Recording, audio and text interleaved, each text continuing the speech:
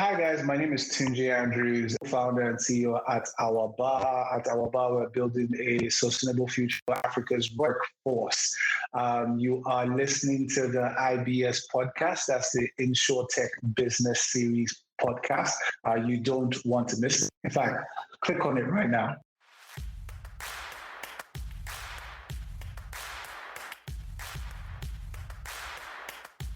Welcome to the InsurTech Business Series podcast. I am Fulumi. And I am Damola.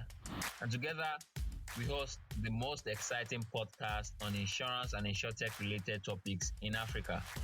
Stay tuned.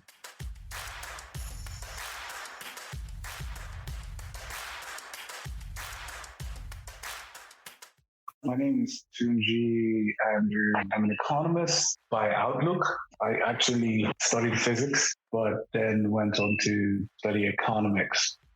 My experiences has helped me to be able to see things from the scientist perspective. And of course, economics also helps me to be able to see things from another experience also. I'm married, have 2 kids, a boy and a girl. What do I do aside from our bar work? Is I'm not a very social person. So it's work, gym, home. I work out a lot. That's the only activity that I do outside of work and being at home. Interesting to know that you actually have a science background and that from an economist background. Okay, so that would, of course, pose the next question as to these experiences, right? Have they in any way influenced your current startup, which is Our Bar? Did they in any way prepare you for what you do now? Yes.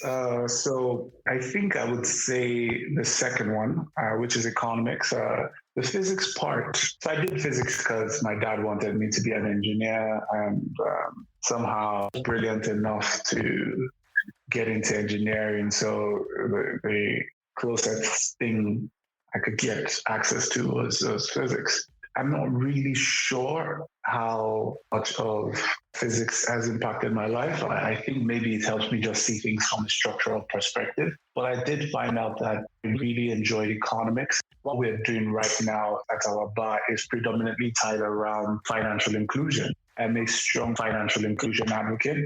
I've been for the last 10 years. The major reason why I fell in love with financial inclusion is my economics background. One would often wonder how you started Our Bar, but I think that we're sort of getting a feeling that this influenced it. So when you say Our Bar, for a while, I mean, some of us probably must have mispronounced the name. In fact, I had to see a particular, I don't know if it was a tweet you posted and you were like, it's called Our Bar. So what exactly influenced the name? What was the thought process that went in to have coined out that name? So there's something called liquidity. Generally, the central bank, they talk about money supply. Money supply is really, and liquidity both together kind of explain the amount of money circulating within an economy. A lot of people don't realize that every naira they spend has a multiplier effect on everybody within the economy. So think about it from this perspective. I go to lay bricks for an entire day and I get paid, 5,000 a day.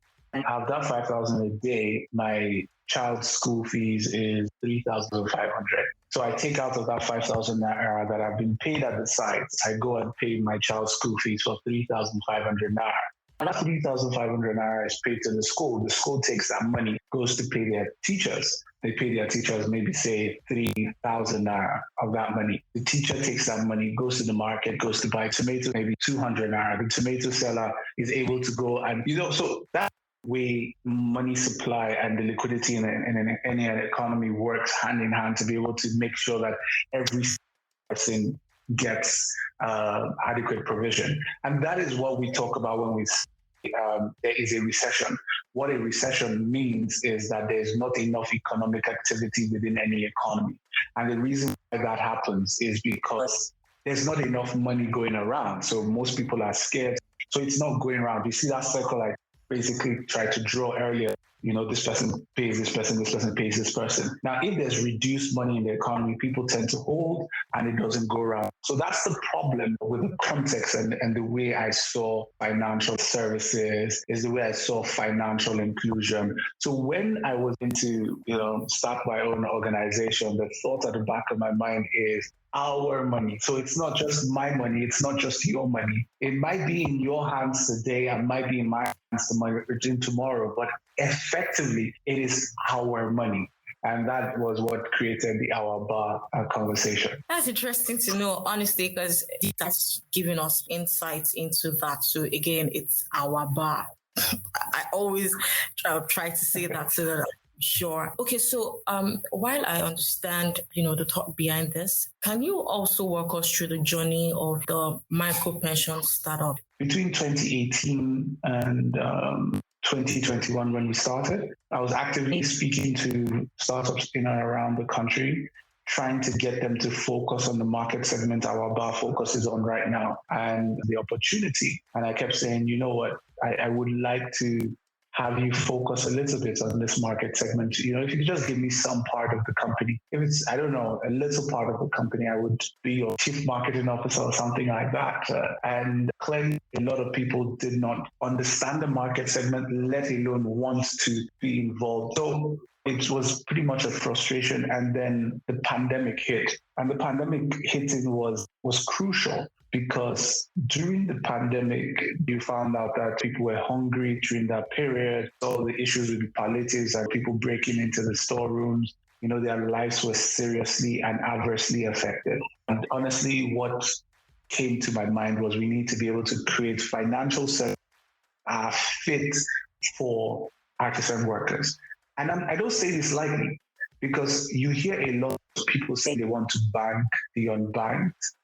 And while I realize that this may be good, the question I ask myself is that what is the use of getting a bank account for someone who sells tomatoes, for instance? So for us, when we're trying to create this product, we had to create something that was useful, something that could get leverage today and tomorrow. And pensions was the most fit for purpose product. What we now had to do was to make it clear to our customers exactly what we're selling. Quite interesting point you made there about buzz around financial inclusion.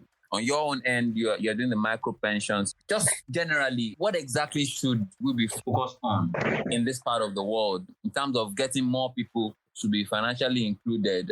It seems like it's a fancy thing to get funding.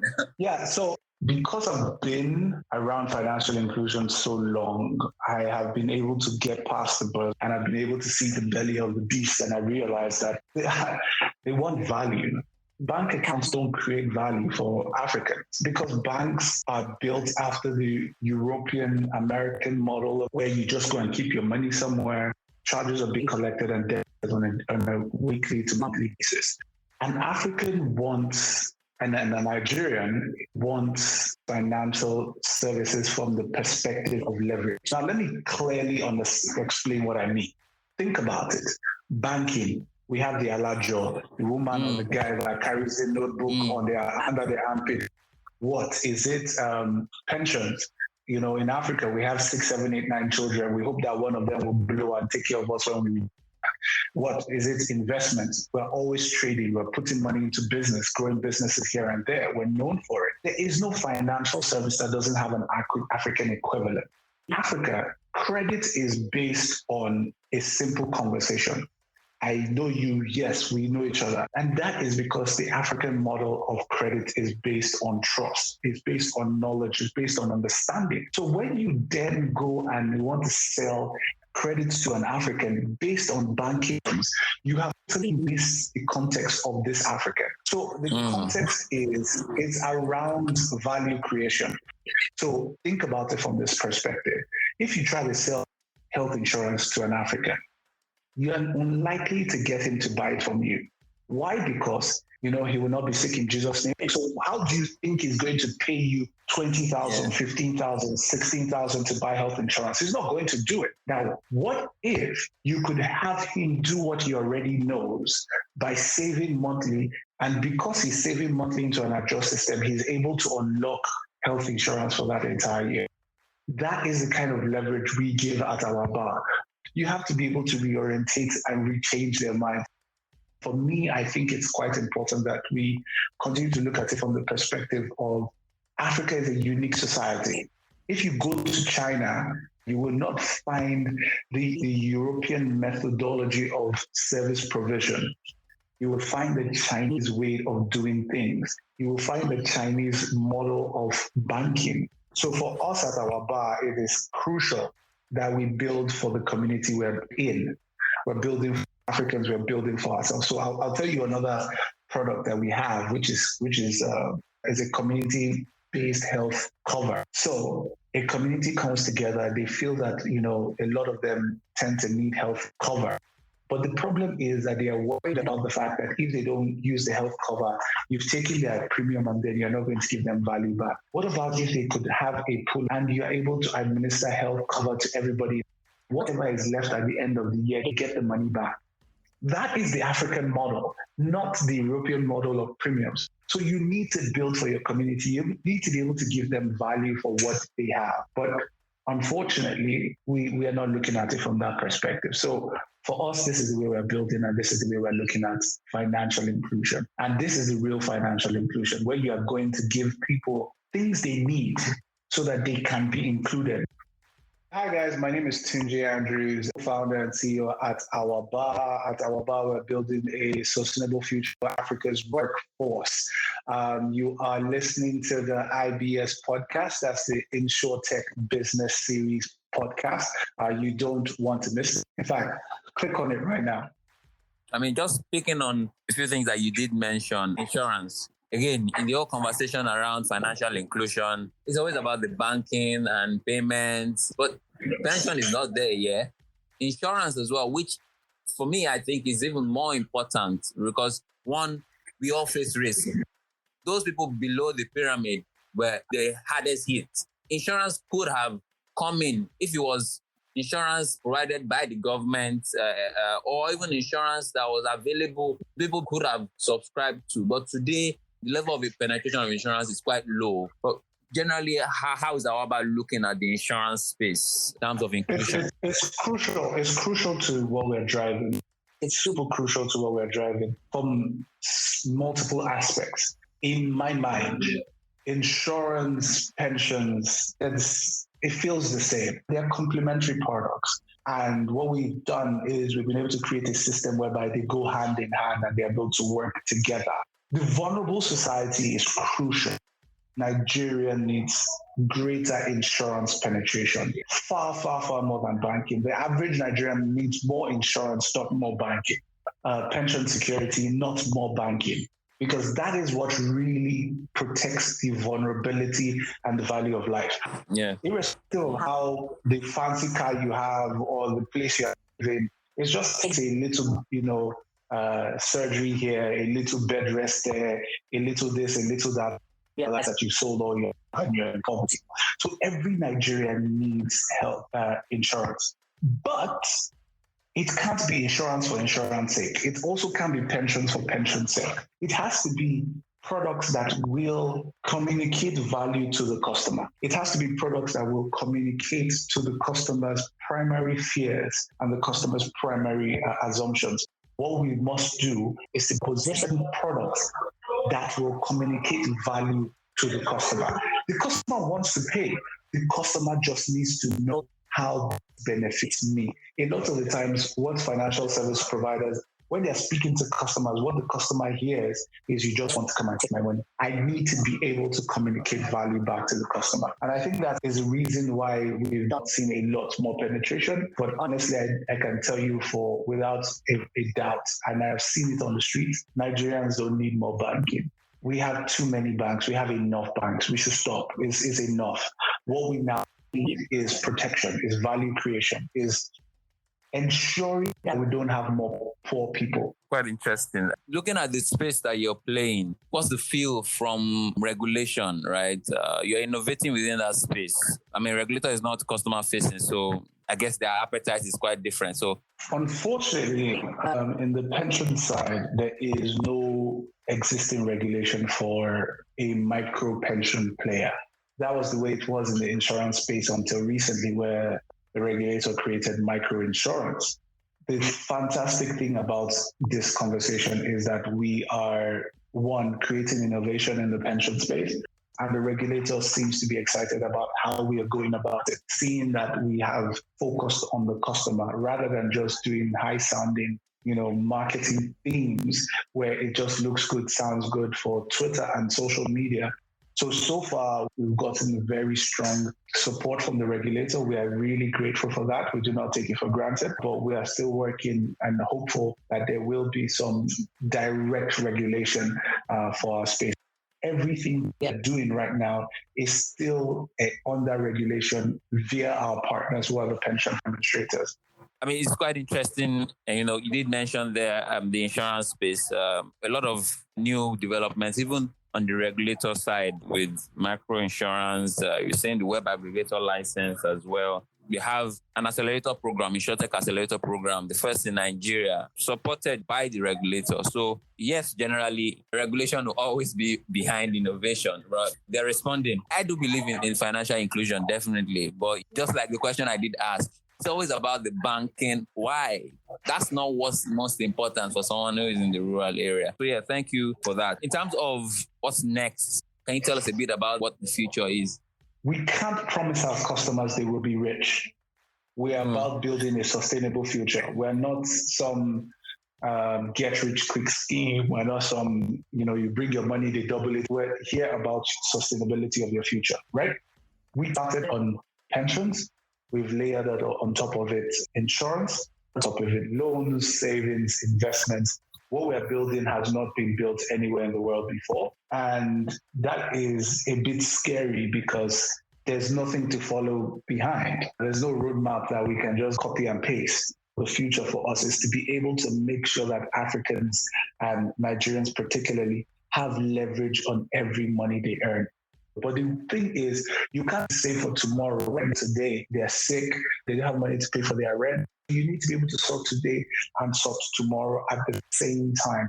How do you do that? It's to be able to create a group of financial service offerings that are able to leverage off one another so that this person can get value today and get value tomorrow. That's amazing. Okay, before we let you go, you being the very first contributor to this micro pension space, what would you advise people that are looking for opportunity to explore in that space, or generally the financial industry? Well, I'd say that I don't want to sound idealist, but you don't have a higher calling because financial inclusion is not the end in itself. It's a means to an end.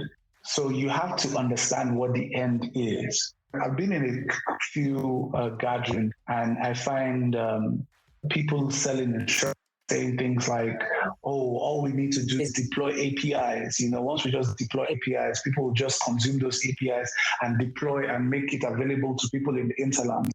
It's obvious that you are trapped in Victoria Island, Ikeja, and Banana Island. It's obvious that you do not know the face and yearning and aspirations of the real African. If you did know that, you would know that most Africans switch off their data at night.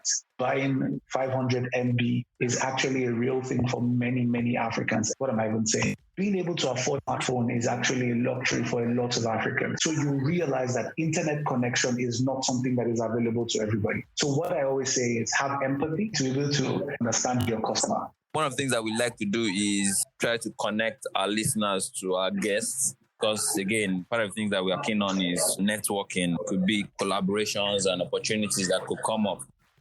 Who is the ideal customer?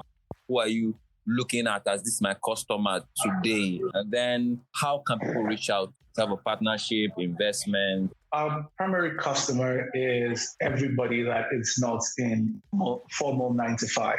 And I say that in the wide spectrum of every single person. So from the market person to the contractor, to the lawyers who do not work in a regular 9 to 5 and are just standalone lawyers, to even developers, content creators, musicians, all those people that don't work in structured organizations. And those are the people we're trying to reach out to. Some of them are already banked. but a larger number of them have no proper access to financial services. You can reach us via call or WhatsApp at 07000 our bar. You can always reach out to us at hello at HOHELLO at ourbarng.com. Our social media is Our Bar Nigeria, and you can reach out to us there. Thank you very much. Thank you very much for having me. Hi, and I hope you did enjoy that conversation. Quite interesting one. Do ensure that you continue to listen to our podcast and share as well with your colleagues and friends future episodes and even previous ones on Apple, Spotify, Google Podcasts, on every platform that you get your podcasts. Right, and also don't forget to join the conversation on all of our social media platforms. You might have comments, reviews, as well as questions. Please do share on our LinkedIn page, on our Twitter page, as well as remember to follow us.